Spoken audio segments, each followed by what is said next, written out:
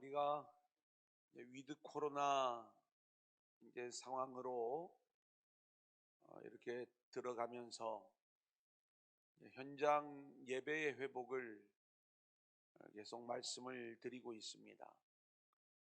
오늘 오전에는 지난주보다는 좀 확연하게 많이 나오신 걸 볼 수가 있었는데, 그때도 이제 저희가 이 오전 예배에 요 정도는 좀 회복되었으면 좋겠다, 이런 말씀을 드렸어요. 이제 저녁 시간 제가 이제 월요일에 동기들 모임이 있었습니다. 잠깐 모이는 모임이지만 또 거리가 있다 보니까 시간적으로 좀 만만한 그러한 시간은 아니었는데, 이제 서울 그 도심에서 목회하는 친구가 있었어요. 이 친구에게 수요 예배는 어떡하니 이렇게 좀 물어봤더니 못 드리지 뭐 그러더라고요. 그래서 왜 못 드리는데, 이제 전에는 교회가 그 자리에 있는 게 맞았다는 거예요. 이제 역사가 오랜 교회이다 보니까 옮겨가야 되는데 대부분의 성도님들이 연세가 많고 또 지금 있는 자리에 익숙해져 있고 또 어디로 교회를 옮기든지 어차피 다 먼 거리인데, 그래서 그냥 있는 자리에 교회가 계속 있는 거다 이렇게 이야기를 하면서, 교인들이 저녁 예배를 한번 드리러 오려고 하면 이 지방하고는 좀 많이 다른 상황들을 이야기하더라고요. 그래 적어도 2시간, 3시간 전에는 집에서 출발해야 되고, 또 예배 마치고 집으로 돌아가는 시간이 또 2시간, 3시간, 이런 그 시간들을 생각을 하면 오라고 해도 안 오지만 실제로 모이는데 많은 어려움이 있는 그 부분을 호소를 하는 거예요. 금요 기도회는 그것도 마찬가지다. 그러면서 그러면은 주일에만 예배를 드리냐? 그러니까 현실적으로 이제 정식 예배는 주일 예배만 드릴 수밖에 없는 그런 상황들을 이렇게 이야기를 하고, 그것도 코로나 상황 속에서는 주일 오후 예배도 드리지 못하고 이렇게 지내왔다, 이런 이야기를 듣게 되었습니다. 그만큼 이제 우리가 이렇게 좀 함께 모여 예배하는 그러한 일들이 좀 쉽지가 않고, 또 우리가 비대면 상황에서 온라인 예배에 익숙해 있다 보면 이 현장 예배의 회복이 그렇게 만만한 일은 아닐 것입니다. 하지만 제가 여러 번 말씀을 드리지만 그렇게 척박한 환경 속에서도 열정이 있는 교회들은 모입니다. 그리고 회복이 이루어지는 거예요. 우리가 그렇게 열정적인 교회로 세워지고 회복되어질 수 있기를 소망합니다. 아멘. 자, 우리가 이제 수요일이면 말씀 예배로 드려지고 있어요. 어느 교회는 이 말씀을 생수로, 수요 생수 예배, 아주 좋은 표현이다, 저는 이렇게 생각을 합니다. 금요일은 성령 축제로 우리도 예배하고 있죠. 근데 이 수요일 날 우리가 이 말씀 예배에 참여하고 참여하지 않고의 차이는 사실은 적은 차이가 아닙니다.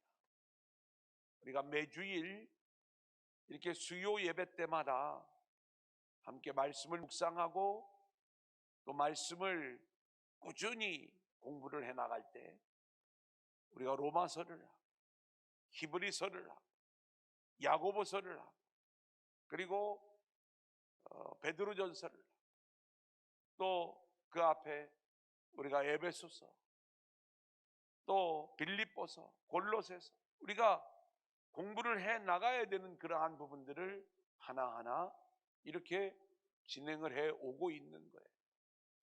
그래서 성경을 한 권 한 권 우리가 말씀 속에서 함께 공부해 나가는 이 수요 예배, 우리가 좀 열심히 잘 따라올 수 있기를 원하고, 이제 오늘 제가 보니까 이 다니엘 기도회하고 또 이 시간이 겹쳐지는 면이 있다 보니까 지금 온라인으로 이 예배를 함께 드리는 분들도 있지만 이 시간에 채널을 다니엘 기도회로 돌려가지고 그쪽에서 말씀을 듣는 분들도 계세요. 제가 원칙을 좀 말씀을 드리면 수요 예배와 금요 기도회는 본교회 예배가 먼저 우선입니다. 그래서 가능하면 현장으로, 또 현장으로 못 나오시는 분들은 온라인상에서 이 시간을 먼저 드리시고, 물론 늦게도 드리실 수 있어요, 이 시간도. 그런데 그리고 나서 다니엘 기도회는 요 예배 마치고 나서 우리가 이렇게 말씀 중심으로 그 내용을 들으시면 되겠습니다. 요즘 이 다니엘 기도회 이번에도 좀 강사들이 다 훌륭하셔서 우리 성도님들도 참여하는 분들이 아주 많은 은혜들을 함께 받고 있는데, 특별히 이 코로나로부터 우리가 회복하는 데 있어서 아주 중요한 힘을 얻을 수 있는 그러한 모습이다, 이런 생각을 갖습니다. 그래 우리가 좀 철저히 함께 하실 수 있기를 바라고, 이제 말씀 들어가기 전에 하나만 더 말씀을 드리면, 내일 우리 교회에서 중요한 행사가 하나 있습니다. 이제 김기석 목사님이 오셔서 남부 포럼 세미나를 진행하고, 물론 우리는 교회 장소를 이렇게 제공하는 것이지만 또 이 포럼에 우리가 주체이기도 합니다. 그래서 이제 내일 그 일들이 은혜 안에서 잘 이루어질 수 있도록 우리 성도님들 함께 기도해 주시고, 아마 몇몇 분들에게는 좀 도움을 요청했을 거예요. 손님을 맞으려면 간식도 좀 준비를 해야 되고, 또 교회 청소나 또 여러 안내위원 이런 부분들이 좀 필요합니다. 그래서 그렇게 좀 함께 하실 수 있는 분들은 도와주시면 감사하겠습니다. 오늘 유업을 함께 받을 형제들 8절부터 12절까지의 말씀인데요, 이렇게 한 성경의 내용들을 공부를 할 적에는 먼저 뼈대 틀을 세우는 일들이 중요하죠. 그때 우리가 한 장을 두 번에 갈까 세 번에 갈까 이런 고민들을 하는 거예요. 이 베드로전서 3장은 그런 면에서 이제 원래 지난주에 오늘 말씀까지 같이 갈까, 이 부분이 이제 고민되는 영역이었죠. 원래 이제 그렇게 같이 가고 남은 부분을 한 번에 가면 그게 우리가 좀 적당하게 진도를 잘 나가는 그러한 모습인데, 지난 시간에 제가 이렇게 좀 3장을 2장을 하고 나서 말씀을 수요일 날 바로 또 전하지 못했어요. 그래서 다시 흐름을 잡는 그러한 과정 속에서 이렇게 한 번 더 우리가 진행을 하는 겁니다. 그래서 오늘은 8절로 12절까지의 말씀이지만 1절로 12절까지의 말씀을 다시 한번 본다. 또 정확한 의미로는 그 1절로 12절까지의 말씀이 그 앞에 나오는 또 2장 후반부의 말씀과 연결되어지는 말씀이에요. 그래서 오늘 1장, 2장의 내용들을 간단하게 정리하고 2장 후반부부터 오늘 3장까지의 말씀이 우리에게 교훈하고 있는 함께 유업을 받을 자들, 어떤 내용을 이야기하고 있는지 우리가 함께 그 내용을 살펴보도록 하겠습니다.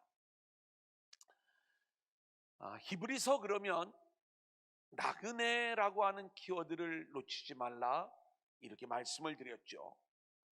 그러니까 이 히브리서를 받는 자들이 아시아에 흩어져 있던 복음을 믿는 유대인들, 이들을 베드로가 흩어진 나그네라고 이름하면서 이들을 향한 당부의 편지를 쓰고 있는 거예요. 그 배경에는 로마의 대화재 사건의 모든 누명을 기독교인에게 씌우고 기독교인들이 핍박을 받기 직전에 환난과 어려움의 상황이었는데, 이 장차 임할 환난의 상황 속에서 믿음의 사람들은 어떤 삶을 살아야 되는가? 너희는 이 땅이 영원히 우리가 안주할 땅이 아니라 이 땅에서 떠나갈, 그리고 하늘을 살아갈 나그네들인데 그 나그네로서 어떤 삶을 살아야 되는가?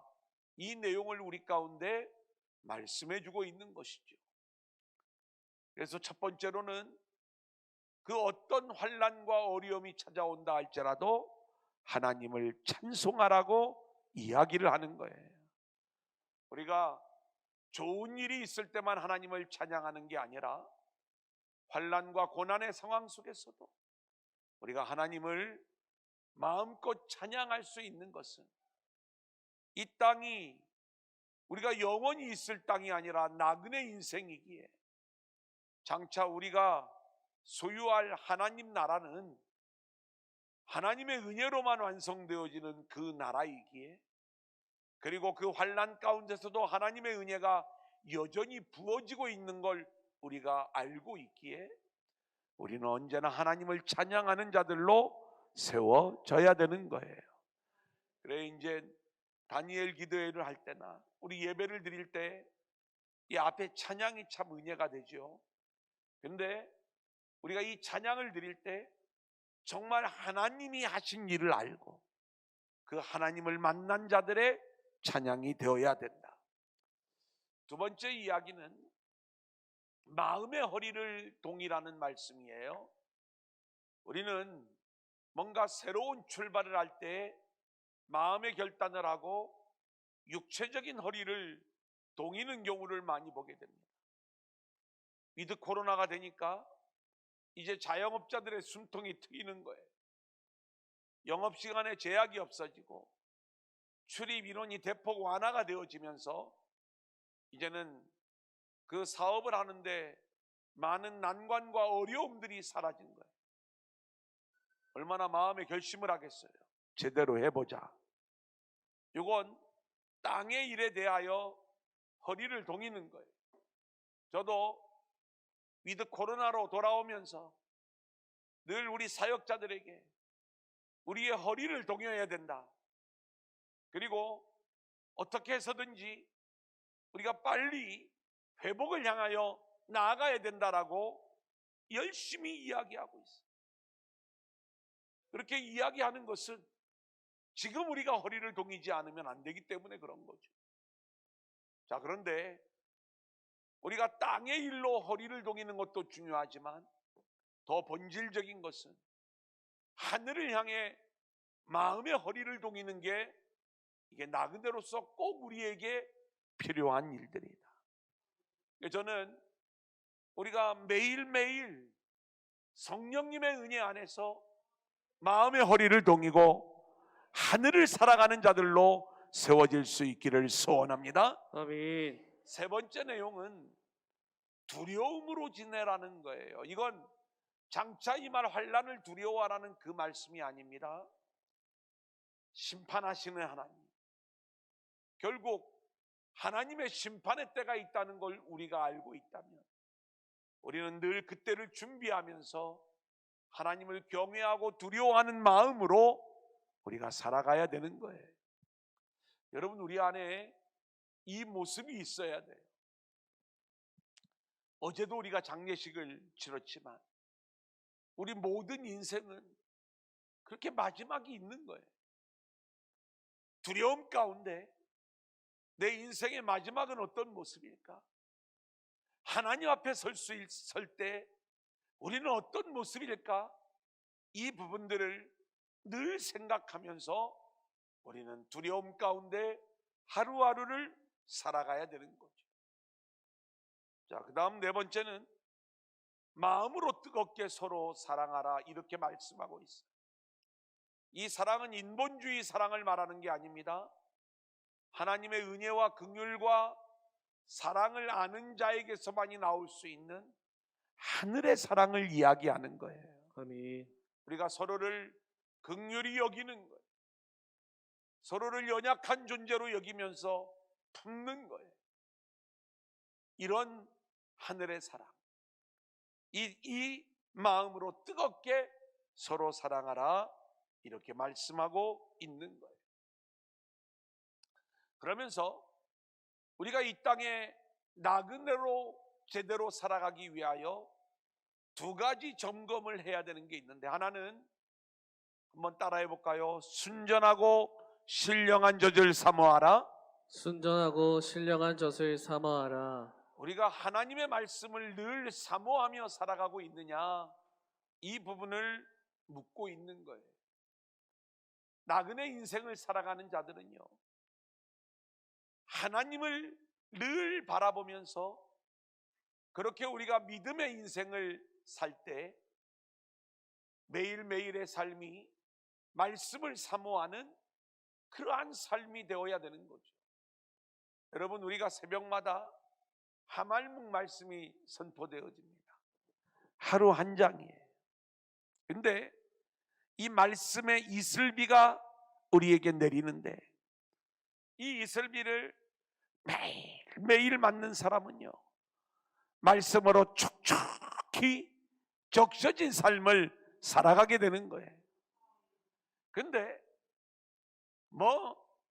그냥 다 아는 거, 또 배워도 거기서 거기인 것 같은데 그냥 주일 말씀만 들으면 되지 이러잖아요.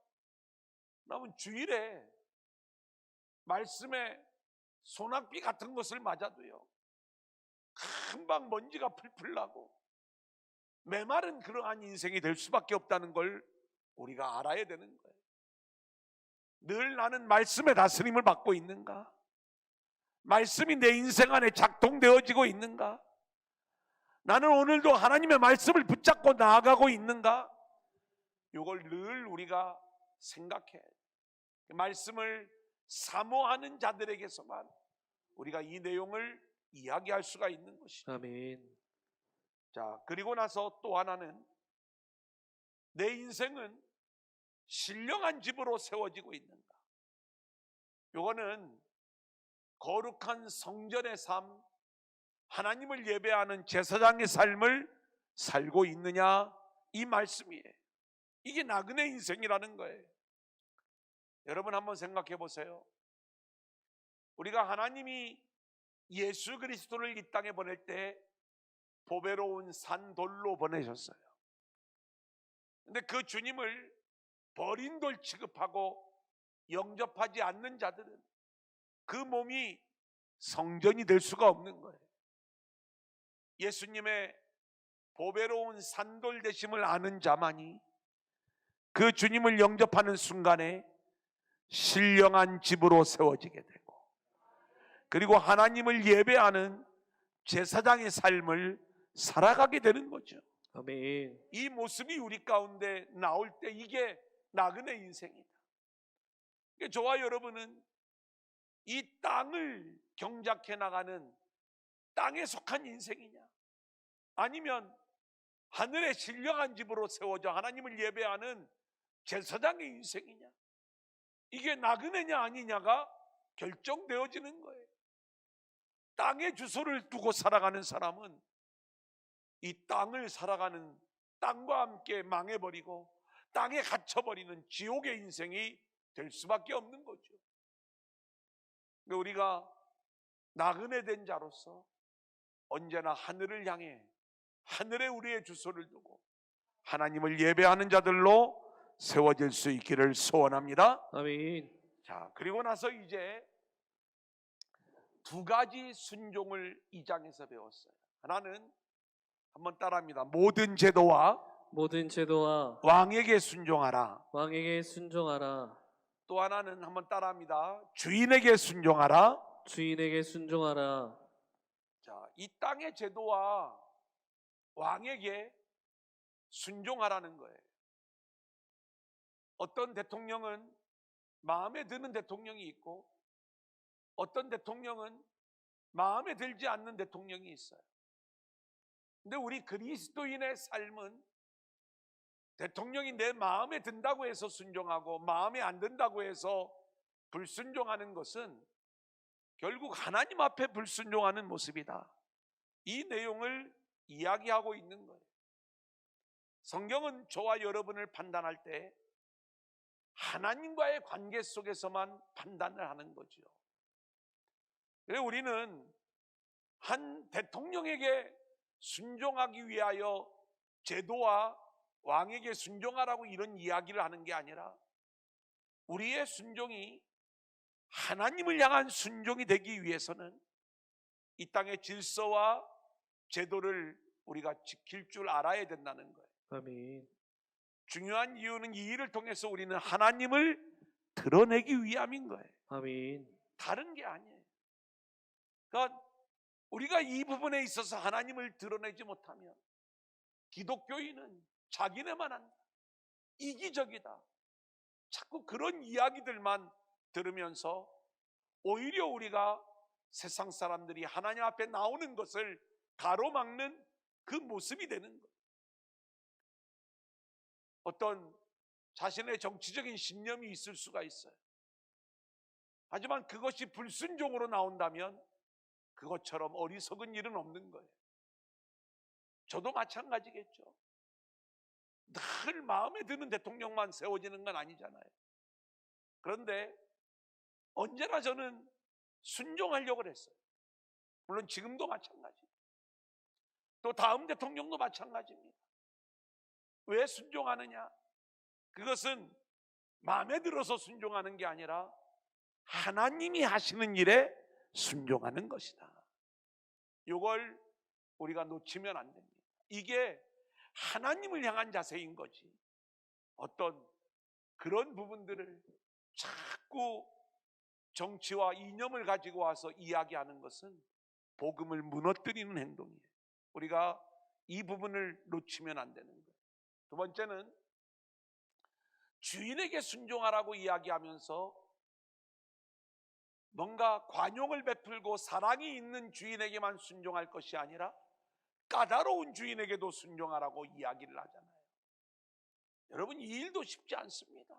요즘은 갑질하는 주인이 있으면 매스컴을 타게 돼요.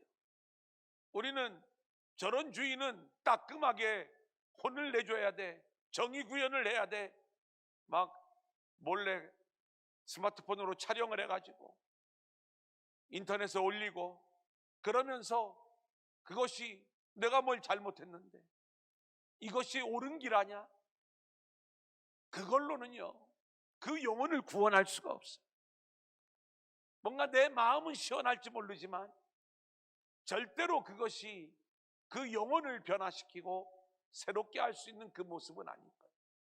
그래서 까다로운 주인에게도 우리가 순종하면서 우리를 통해서 하나님이 살아계심을 알게 해야 되고, 아멘. 그리고 우리를 통해서 그들이 하나님께로 나오는 통로 역할을 우리가 해야 되는 거예요. 왜 그런 줄 아세요? 우리 주님이 그 길을 보여주셨기 때문에 그런 거예요. 아멘. 예수님이 십자가를 지고 갈 때 수많은 사람들이 침을 뱉고 돌을 던지고 예수를 십자가에 못 박으시고, 우리 같으면 가만히 생각해 보니까 내가 도저히 못 참겠다. 일로 와 다들. 한번 확 화를 내고도 싶으셨을 법도 안 돼. 우리 주님의 기도는 주님 저들의 죄를 사하여 주옵소서. 그러니까 우리 성도들은요, 그렇게 부조리한 내용이 있다면, 부도덕한 모습,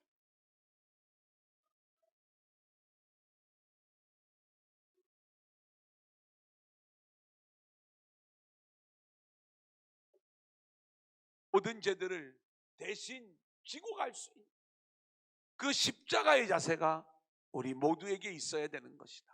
할렐루야. 자, 제도와 왕에 대한 순종, 두 번째는 주인에 대한 순종을 이야기했어요. 3장에서는 나머지 세 가지 영역에서 우리의 순종을 이야기하는 거예요. 하나는 아내들아 남편들에게 순종하라는 이야기, 또 하나는 남편들아 아내들을 연약한 그릇으로 인정, 생명의 은혜를 함께 나눌 그러한 자들로 인정하고 사랑하라는 이야기. 그리고 오늘 우리가 함께 읽었던 이 마지막 다섯 번째 순종의 영역은 옆에 있는 형제들에 대하여 우리가 함께 순종해야 되는 이 부분을 말씀하고 있는 거예요. 자, 그러면 먼저 아내들에 대한 이야기입니다. 3장 1절 2절 같이 읽어보겠습니다. 시작. 아내들아 이와 같이 자기 남편에게 순종하라. 이는 혹 말씀을 순종하지 않는 자라도 말로 말미암지 않고 그 안의 행실로 말미암아 구원을 받게 하려 함이니 너희의 두려워하며 정결한 행실을 봄이라.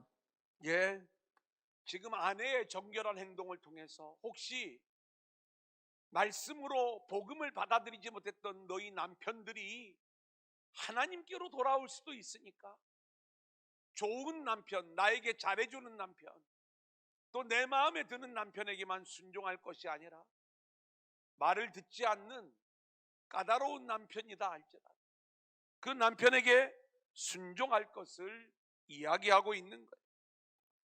우리가 도저히 사랑할 수 없는 까다로운 남편, 하지만 그들에게 하나님의 은혜와 긍휼을 흘려보냄으로써 이들이 결국 하나님을 붙잡는 자들로 나올 수 있기 때문에 하나님은 우리에게 순종을 이야기하는 거죠. 여러분, 제가 미리 말씀을 드리지만 여기서 아내는 한 집안에서의 여자, 남편은 한 집안에서의 남자, 이런 부분만을 이야기하는 게 아닙니다. 교회 안에서 아내라고 하는 이 위치에 예를 들어서 성도들이 다른 성도들을 마음에 들지 않는다 할지라도 은혜와 긍휼을 흘려보내면서 그들이 복음을 받아들일 수 있도록 그렇게 사랑하고 순종할 것을 말씀하는 것이다. 아멘. 자, 3절 4절 같이 읽어보겠습니다. 시작. 너희의 단장은 머리를 꾸미고 금을 차고 아름다운 옷을 입는 외모로 하지 말고 오직 마음에 숨은 사랑을 온유하고 안정한 실명에 썩지 아니할 것으로 하라. 이는 하나님 앞에 값진 것이니라. 자, 이 말씀은 서로를 대할 때 겉모양으로 대하지 말고 속사람으로 대하라, 이 말씀인 것입니다. 아내들이 남편을 대할 때 겉모양만 단장하지 말고 속사람을 단장할 줄 알아야 된다, 이런 이야기죠.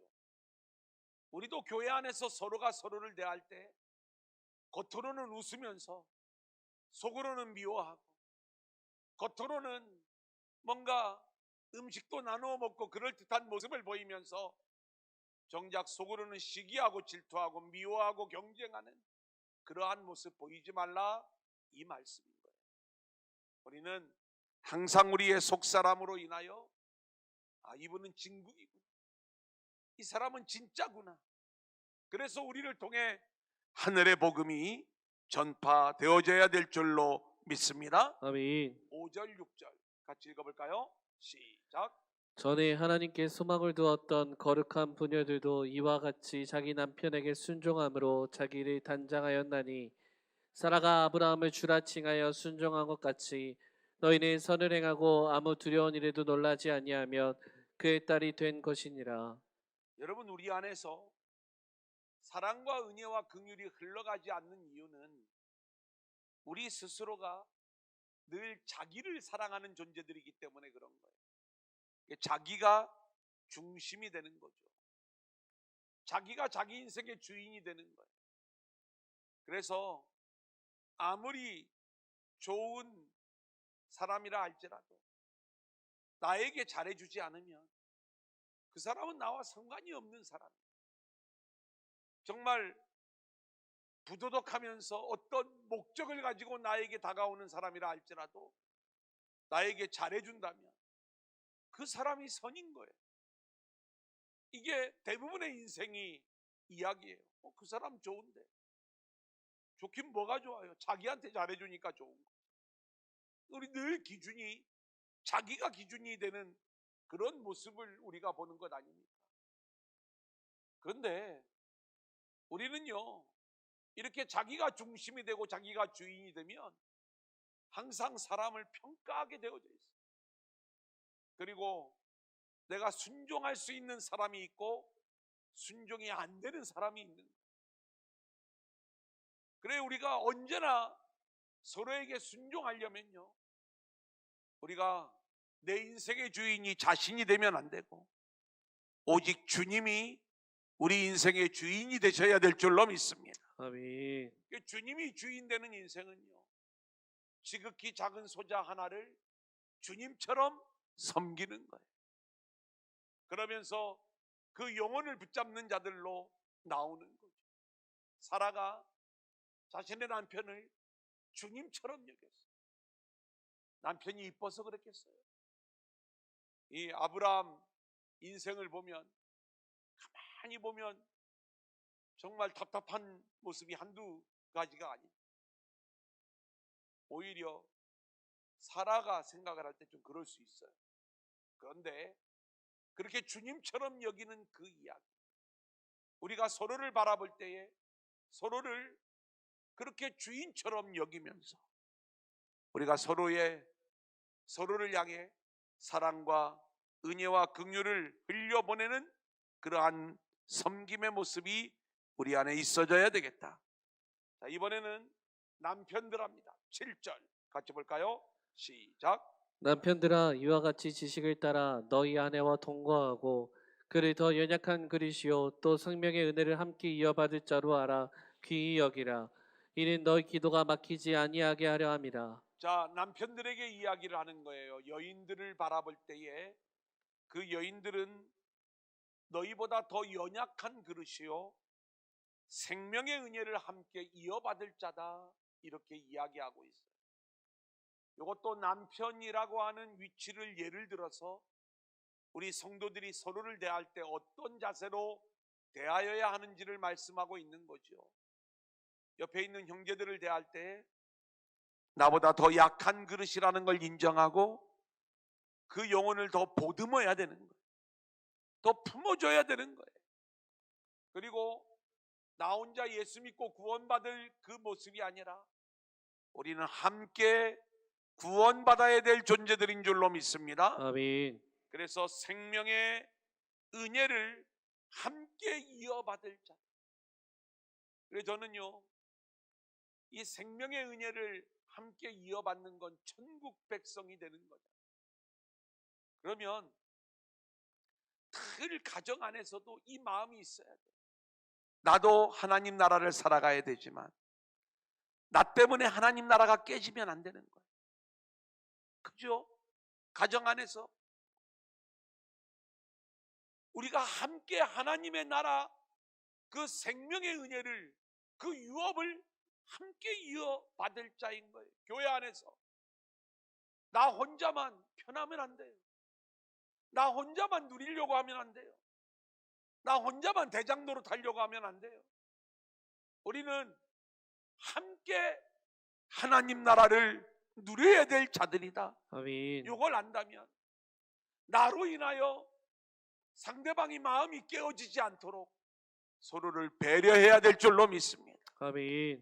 그래, 가정에서도 내 가정이 하나님 나라인가, 나로 인하여 내 자녀가, 내 남편이, 내 아내가 무너지고 있지는 않은가, 우리 자신을 돌아봐야 되는 거예요.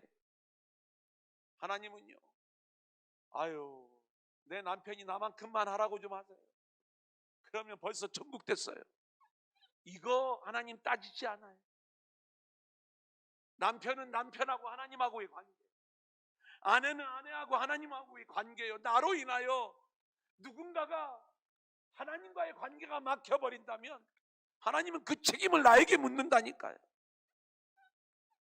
그러기에 우리는 늘 하나님과의 관계 속에서 그렇게 나로 인하여 하나님의 나라가 깨어지지 않도록 가정생활, 교회생활, 사회생활, 우리의 모든 삶을 그렇게 살아야 될 줄로 믿습니다. 이게 참된 나그네의 모습이 되는 것이죠. 자, 이제 오늘 읽은 본문의 말씀 8절 9절 우리 한번 같이 읽겠습니다. 시작. 마지막으로 말하노니 너희가 다 마음을 같이하여 동정하며 형제를 사랑하며 불쌍히 여기며 겸손하며 악을 악으로 욕을 욕으로 갚지 말고 도리어 복을 빌라. 이를 위하여 너희가 부르심을 받았으니 이는 복을 이어받게 하려 하심이라. 마지막으로 말한다고 이야기를 해요. 자, 모든 제도와 왕에 대하여 순종해라. 주인에 대하여 순종해라. 아내들이여 남편들에게 순종하라. 남편들이여 아내들을 사랑하라.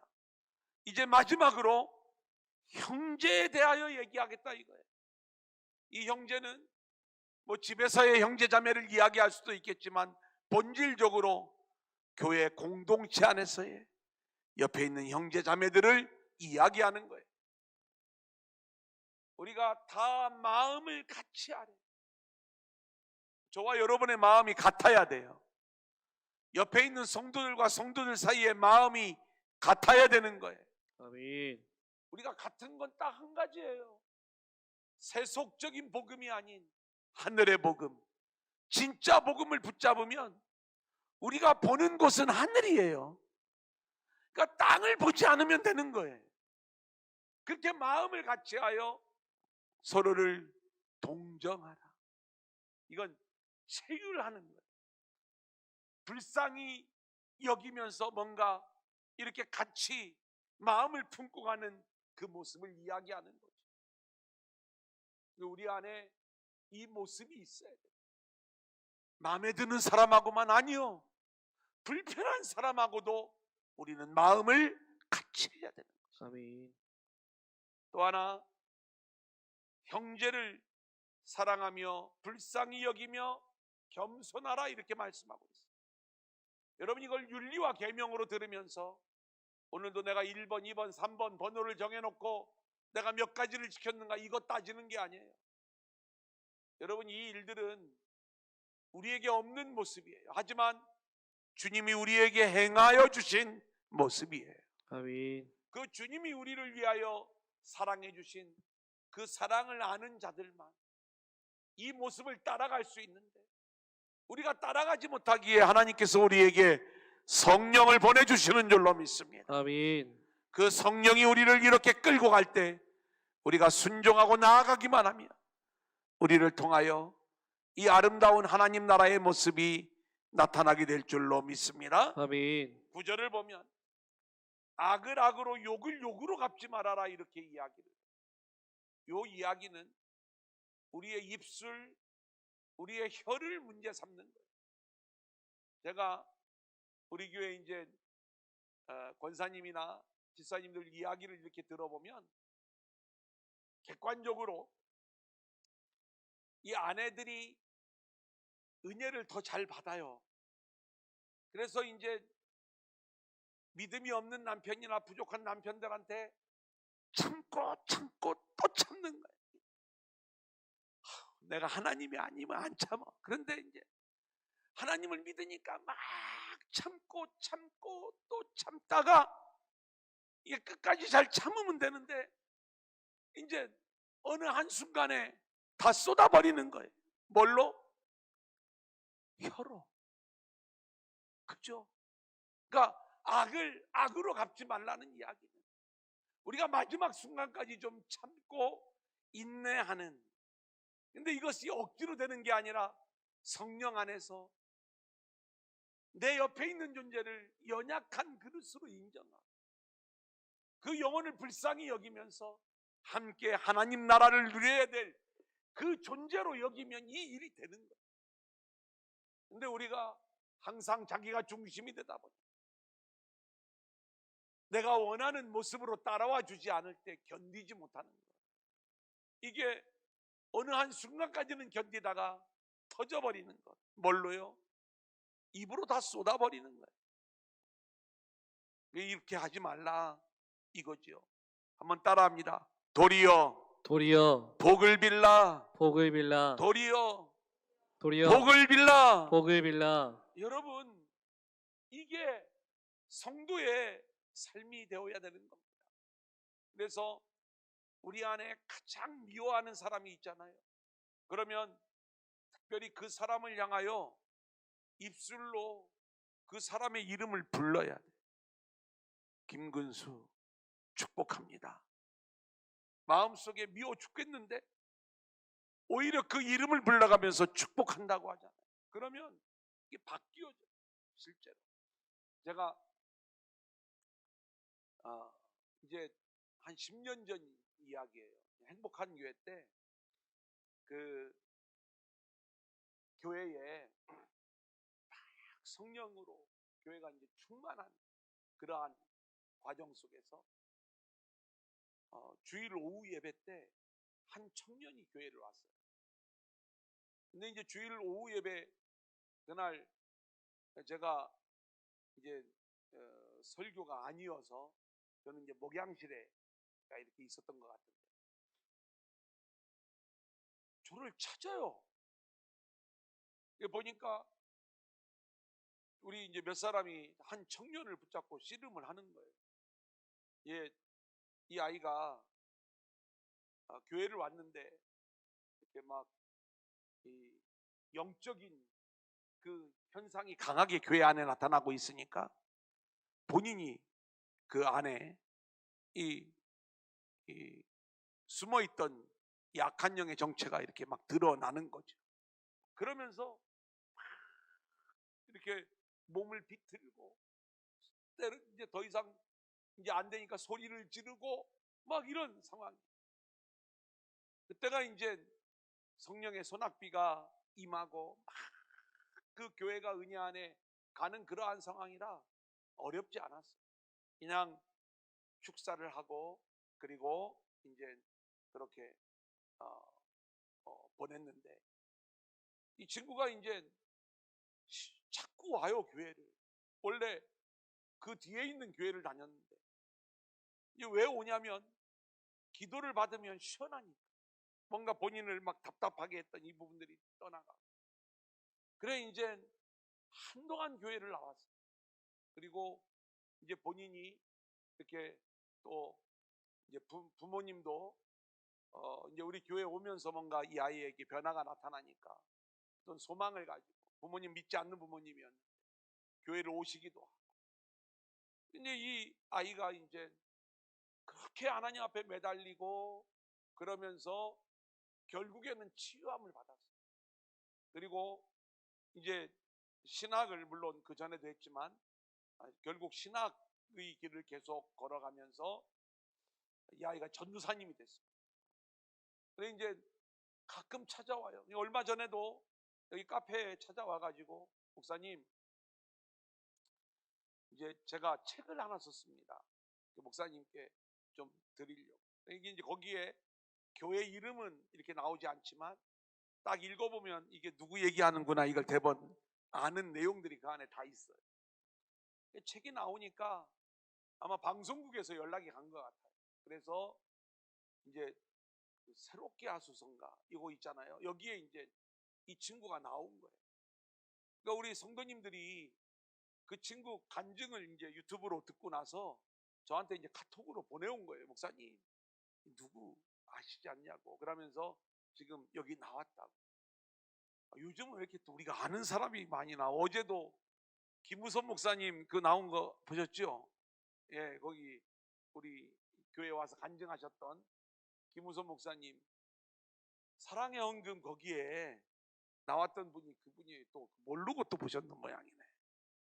아시는 분들은 우리 수술 받기 전에 여기 와서 간증하고 가셨잖아요. 그분을 돕는 헌금을 하자는 게 어제 나온 헌금이 그 얘기였던 것 같아요. 어제 제 기억에 이제 그런 거였어요. 그래서 이제 이 친구가 나와서 이제 간증하는 이야기, 이 얘기를 하려고 하는 게 아니라 그 다음 얘기를 하려고 하는.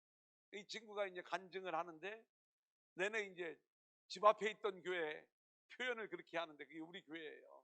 그래서 이제 그렇게 본인이 드러났던 일들, 그런 여러 가지 상황들, 이제 제가 기억하는 거하고 본인이 기억하는 게 조금 다른 게 있는데 어쨌든 정말 이 친구가 좀 이렇게 많이 바뀌어진 그러한 모습이 있었습니다.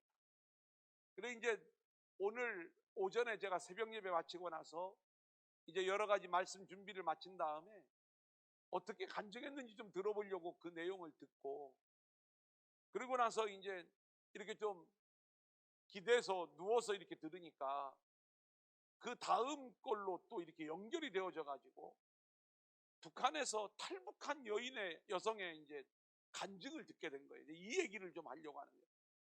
근데 이제 그게 어떻게 바로 연결이 됐는지는 모르겠어요. 듣는데 이분이 이제 그 마음에 상처가 있었던 거예요. 그러니까 북한에서 얼마나 이 그 공포 속에서 또 두려움 속에서 이런저런 모양으로 많은 상처를 받았는데 중국으로 이제 탈북을 해가지고 넘어와서 중국에서 신앙생활을 하고 이제 새로운 남편을 만나서 신앙 안에서 가정을 꾸렸는데 본인이 교회에서는 광명한 천사처럼 행동을 하는데 집에만 오면 이 안에 있는 이 상처가 자꾸 드러나는 거예요. 그러니까 못 견디니까 교회를 가면 천국인데 집에 오면 지옥인 거예요. 그래서 이 사람이 이제 간증하는 그 내용 속에 자기가 이제 깨달은 그 부분들을 이야기하면서 늘 자기 자신을 향하여 선포 기도를 하는 거예요. 너는 존귀한 하나님의 자녀, 나를 속이고 있는 모든 악한 영들은 떠나가라.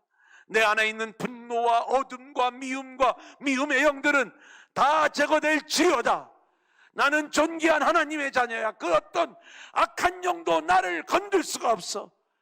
이걸 하루에 10,000번씩 막 외쳐가면서 뭔가 그 안에서 분노가 나올 때마다 외치니까 그게 없어지더래.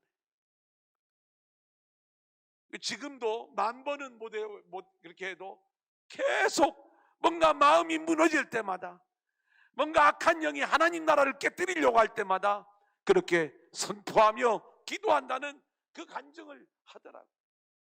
저는 필요하다고 생각을 해요. 모든 사람들이요, 한순간에 넘어질 때가 얼마나 많이 있는지 몰라요. 그렇게 무너질 때마다 우리는 우리가 무너지는 게 아니라 악한 영역에 넘어가는 거거든요. 그때에 우리가 예수의 이름으로 명하노니 나에게 찾아온 모든 어둠의 영들은 떠나갈지어다. 아멘. 제거될지어다. 아멘. 그리고 내 안에 있는 모든 하나님의 것이 아닌 것들을 향하여 선포하는 거예요. 분노, 미움, 저주, 실망, 낙심, 원망, 이 모든 것들 나에게서 빠져나가 완전히 제거될지어다. 아멘. 우리가 선포하면서 기도할 때 악한 영은 떠나가고요. 그리고 하나님 불쌍히 여겨주세요. 주의 성령님 나를 사로잡아 주세요. 아멘. 말씀으로 나를 다스려 주세요. 아멘. 우리가 외치며 기도할 때 우리 안에 하나님의 나라가 이루어지게 될 줄로 믿습니다. 아멘. 그래서 악을 악으로 욕을 욕으로 갚으면 안 돼요. 우리의 입술이 복음으로 성령으로 무장되어져야 될 줄로 믿습니다. 아멘. 자, 이번에 10절 11절 그러므로 시작.